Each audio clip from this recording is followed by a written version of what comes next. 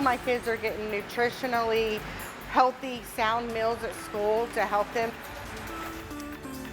Local communities are stepping in to provide free meals for students. We'll have more on these lunch programs. And it's going to be hot and humid this afternoon, upper 80s and low 90s, lots of sunshine. It's going to feel like a summer day. We'll talk about it coming up. And President Donald Trump continues his tour of the Middle East today, focused on investment and diplomatic relations, with details on what he hopes to accomplish abroad. But we're taking a live look in Springdale this morning. Good morning to you there. Beautiful sunrise. Your 5 News this morning starts now. Covering news where you live. This is 5 News This Morning. Well, hey, good morning and happy Wednesday. Thank you so much for joining us on your 5 News this morning. Guys, I keep getting confused on my days because I was off on Monday. Yeah. So it's Tuesday in my mind, but I'll take it. Short week. I feel like that makes a well, good if it's Wednesday. Tuesday in your mind, it's Wednesday, so you're one step closer. It's fantastic, right? There you go. It's fantastic. It's nice and sunny for today. It's warm as well. It's going to be hot. It's going to be humid this afternoon, but it gives us a taste of what summer is going to be like. Starting off this morning already into those mid to upper 60s across northwest Arkansas, 66 there in Huntsville, 68 there in Bentonville, 64 in Fayetteville. Across the River Valley, a few 70s out there already this morning, 70 there in Sallisaw and Poto, 68 there in Fort Smith. No matter where you're waking up this morning, it's already warm out there. This afternoon into the evening, it's going to be hot, it's going to be hazy, it's going to be humid outside. Reasons why that's the case for today, well, we got plenty of sunshine once again, but also some strong winds coming up from the south. Wind gusts right around 20 miles per hour. Going to boost those afternoon highs by the time we get there, close to record-breaking highs for us today. Northwest Arkansas, the rest of the day looks like this. By the time we get to the afternoon, we're already into those low 80s. By the time we get later on this afternoon into the evening, upper 80s, getting close to those record-breaking highs. Across the River Valley, we're starting off this morning into the upper 60s and low 70s. This afternoon into the evening, we're going to top out into the low 90s. When it comes to those records, a few records could be broken for today. Fayetteville set back in 22 at 89 degrees. Forecast is pretty close to that. Fort Smith set back in 1915, record of 92. I think we have a really good chance of breaking that this afternoon. We'll have to wait and see. Let's get a check of traffic out there this morning. Here's a live look out across I-540, crossing over the Arkansas River. Good morning to you there. Beautiful sunrise this morning. Good news is no accidents, no slowdowns as you head out the door. Thanks, Stephen. Well, this morning, the results are in for several special elections in our area. Arkansas voters cast ballots on a wide range of issues, including education, taxes, and even safety. In Fort Smith, voters said an overwhelming yes to tax reallocation issues. Voters approved extending that 3/4 cent tax passed in 2022 and using it to fund consent decree work and pay off bonds designed to speed up those consent decree projects.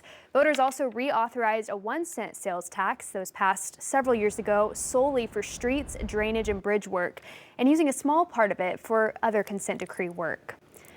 Well, in Gravette, voters rejected a proposal to change how the city collects dues for the fire department. Only 43% of voters were in favor of the plan, which would have meant fire dues would be collected with property taxes. The Gravette Fire Department serves more than 3,000, but say fewer than half currently paid the dues. In Gentry, voters approved a new millage tax to help the school fund repairs. 62% of voters were in favor of the plan. School district officials say the money will go to help fund their plans for building new classrooms and even improving their facilities. And several communities also decided on school board races. You can view more on those races and see those full election results on our website and on the free 5 News app. Well, in other news, Arkansas's governor says the president has signed off on federal relief money to help with storm recovery in Arkansas. This is video showing the aftermath of the EF4 tornado in the Cave City area on March 14th. This is one of the communities where the money will go. 3 people across the state died in the severe weather outbreak that day. Damage was reported in 17 counties. The governor sent out an announcement about the major disaster declaration last night, saying that the FEMA will now offer individual assistance to Arkansans impacted by those storms on March 14th and 15th. Well, federal funding is helping pay for breakfast and lunches for students in Lincoln. The grant program provides free meals for students without requiring household applications. Lincoln Public Schools say that the government will reimburse about 75% of the cost, with the school district picking up the difference. For my 3 kids to I know they're going to get a healthy breakfast and I know they're going to get a healthy lunch is so wonderful as a parent. The program goes into effect at the start of the next school year. Well, a group in Poto is also working to make sure kids there have lunch this summer. The Kavanaugh Event Center in downtown Poto will be hosting a free summer lunch program. Lunches will be provided every Tuesday and Thursday once school is out. No ID or sign up is required. I used to work at a dentist office in Fort Smith, and so I feel like I've seen a lot of what goes on, like kids going without what they need. I thought of this as a crazy idea. What if we offered free meals twice a week to anybody who was struggling? That program will run all summer with plans to extend it if the need persists. Well, new this morning, the Benton County prosecutor says a local man has pleaded not guilty to charges of property theft. Austin Lamb of Springdale is accused of stealing over $100,000 from people in Rogers. Several residents say that they hired Lamb to make repairs to their homes that were damaged during the Memorial Day weekend tornadoes last year. However, those residents say that they have yet to see any of the work completed. The county prosecutor says the pretrial hearing for Lamb is now set for June 19th. Well, this morning we're looking at pictures from a massive drug bust on I-40 near Ozark. Arkansas State Police say that they found more than 1,100 pounds of marijuana during a traffic stop over the weekend. Troopers discovered 49 boxes of illegal cannabis hidden among 3 pallets inside a trailer on Saturday. The 51-year-old driver from Brooklyn, New York, now faces trafficking and drug charges. Well, President Trump has departed Saudi Arabia and will spend day 2 of his big Middle East trip in Qatar. He's facing criticism over plans to accept a luxury jet from the wealthy nation. This morning, President Trump also met with the leader of Syria, along with the Saudi crown prince, while Turkey's president called in. Meanwhile, the White House says Trump secured $600 billion in Saudi investments following a day of meetings with the crown prince. At an investment forum, President Trump announced that he's lifting all sanctions on Syria as the country is now rebuilding after ousting former dictator Bashar al-Assad last year. He also issued an ultimatum to Iran over its nuclear program.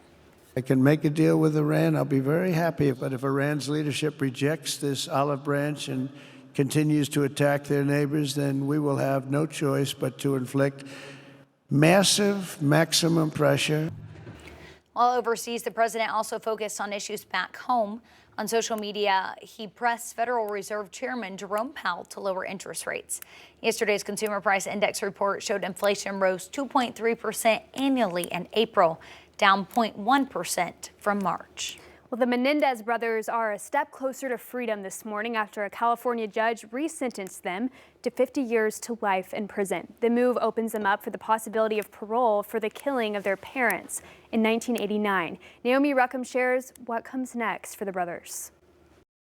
After more than 3 decades in prison, Eric and Lyle Menendez may soon walk free. Family members rejoiced outside of a California courtroom Tuesday after a judge quickly resentenced the pair, making them immediately eligible for parole. This is something my grandmother Joan has fought for 35 years. Both brothers spoke emotionally via video to the court, taking full responsibility for killing their parents, Kitty and Jose Menendez, inside their Beverly Hills home in 1989. I think everybody in the courtroom was moved by that. They've said those words to me personally before. That was not the first time. The brothers were 18 and 21 years old at the time of the murders and have long claimed they acted in self-defense after their parents allegedly put them through years of physical, emotional, and sexual abuse. This is not the 90s anymore.